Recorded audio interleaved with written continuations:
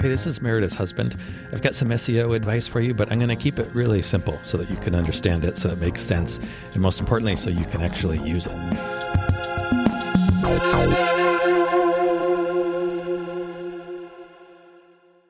Do you remember going to Tonga? Yes. Yeah. A few months ago, handful of months ago now, you went to Tonga, a place pretty much on the opposite side of the world from where we are. So while you did that, Yes. I did a very short episode on my own. Oh. And I said, Meredith's away in Tonga swimming with humpback whales. While she's there, I'm planning on doing something special for Showit users. If you're on Showit and you want to offer some of your website information so I can make this thing more valuable, whatever it's going to be, share your Google Search Console data with me. And some people did it. Excellent. And so I started going about creating what I was going to call fundamentals for Showit. Okay. SEO fundamentals for Showit. Because there are some very specific things about Showit. Okay. It's very good for SEO. I understand a lot of people like it. Is it easy to use? I think it's I haven't used it in terms of designing a website. Why would you? But in terms of SEO, there are some very specific things that you need to do that you don't need to do anywhere else. You don't need to do on WordPress. You don't need to do on Squarespace. You don't need to do these things anywhere else that I'm aware of. Okay. So I wanted to do a little demo. Hey, if you're on Showit, make sure you do these things. So some people, again, shared access to their Google Search Console with me, and I started doing it. And as I was doing that, I realized, okay, well, some of these things are also going to be applicable to people using WordPress. And so I created one that shares some of those videos, some of those lessons, and I did one for WordPress. Nice. And then I started thinking, well, you know what? Wix. Not Wix. Oh. Squarespace. Squarespace. Since you have been on Squarespace for a little over a year now, I have learned a lot of things about Squarespace and some mistakes that you might want to avoid. Oh, yes. So I did one for Squarespace too. Thank you. So I'm going to talk a little bit in this episode about the fundamental series. Yes. And with emphasis on the Showit and WordPress. Yes. And then next week I'm going to do one on Squarespace. Okay. Specifically on the things that you want to make sure you get squared away if you're using a Squarespace. Get it? Ha ha ha. Squared away on Squarespace. Okay. So the thing about Showit is that it's half on Showit servers, which is kind of like Squarespace in the sense that you have pages on Showit. They're not on WordPress. They're not HTML. You can't access them. They are literally on Showit. There's like a what we call a WYSIWYG. What you see is what you get. You do not call it a WYSIWYG. You absolutely do call it a WYSIWYG. What you see is what you get. Designer. It's a visual builder. WYSIWYG? WYSIWYG, yeah. Really? People are using that? Okay, that makes me really happy. Yes, it's a WYSIWYG. Okay, so what we need to deal with are the WYSIWYGs. Yes. So Showit is a WYSIWYG builder.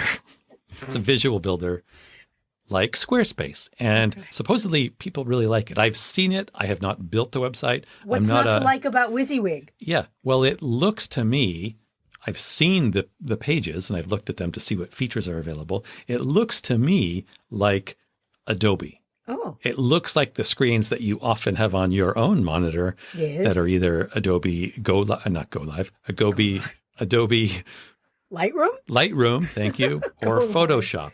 You're talking like I talk. Go Live was Adobe, but it was years and years and years ago. That's where I came up with it. Yeah, of course you did. It was like more than 2 decades ago. I was not even born. Yes. So I understand, especially if you're a photographer, why you like it. It looks like home. It looks like an Adobe interface. And that, hats off to Showit for doing it that way. If that was the intent, I think it worked well. Looks nice. But that's just part of your website. If you have a Showit website, you have your main pages on Showit. And then you have all your blog pages are going to be actually on WordPress. Oh, really? So you're split between these two different platforms. And so what happens is you need 2 different sitemaps. Okay, that's already so overwhelming. Yeah, it's a little weird. It creates a very unique situation for SEO because nothing else does that. What's the benefit of that? There is no benefit. That is a major downside unless you do some things to make sure to sort of remedy it. That's part of the fun. That was the reason for the fundamentals course in Showit is how do you get around this? Because if you don't, you are effed. Yeah. Like there is some potential really big downsides to that. And it doesn't tell you on Showit, on the Showit blog, is at least last time I checked. Watch out for this. How you can get around it. It just says something like, make sure you do good SEO or like something like that.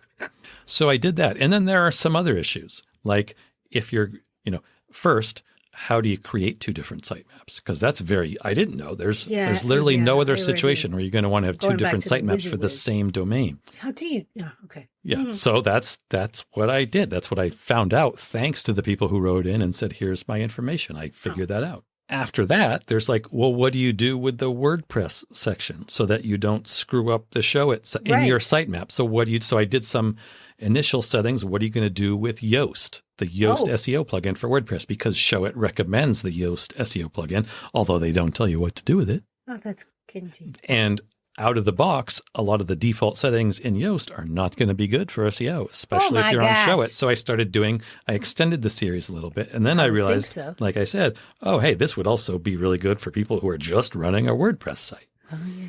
So I did that. And in doing that, inside the Yoast settings, you need to connect your Google tools to your website, your Google Analytics, your Google. Did you just keep thinking like, oh, Colin Yoast, the guy on SNL? I did not, no. Huh. Every time I see Colin Yoast, I think, oh, just like the SEO plugin. So there are some settings on Yoast that you want to do. You're going to need to connect it to your Google tools. And for that, there's several different ways you can do it. I go through those. One of the ways I recommend is using something called the Sitekit plugin from Google. You can do it manually. Yeah, there's a lot here. That's why it took several months. I would think so. I thought it was going to be like a 5-minute video. Right. It's like 20 lessons. Wow. They're all short. They're all short. Yeah. But you need to do them all. Yeah.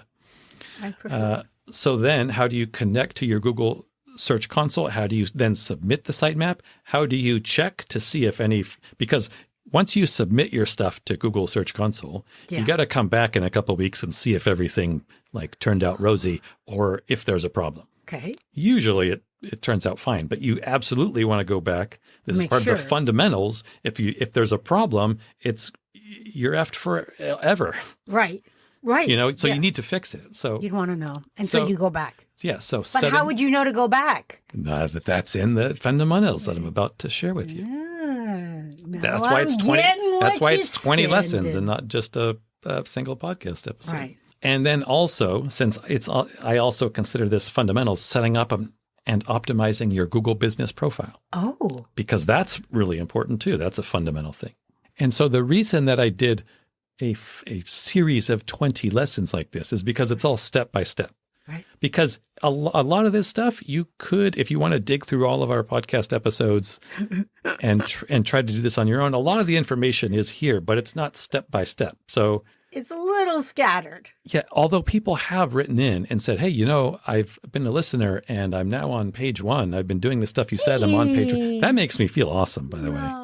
Thank you for sharing that. Thank you and congratulations. Yeah. It makes me feel like a butterfly.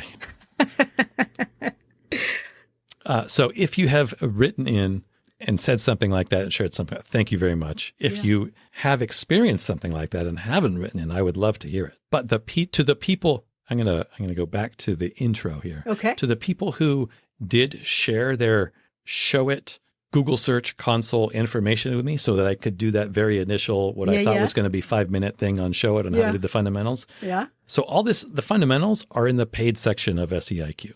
Okay. But those people who wrote in and gave me access, I know who you are. Oh. You get a free month, so you get to go in and check out and see what you helped me to create. Because I would not have done any of this without you. This is true. So I know who you are. Look for something in your inbox. And otherwise, you can follow the link below and check it out. I hope it helps.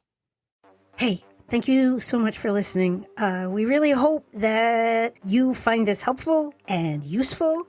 And if you do, what you could do for us as a thanks would be to, drumroll please, leave a review. Yes, everybody says it, I know, but it really does make a difference. Take 3 seconds, leave as many stars, say something really nice about what you like about the podcast and maybe why other people would like it. It would mean the world to us, especially my husband. That better? All right, I'm going to try one where I'm not going to be charming.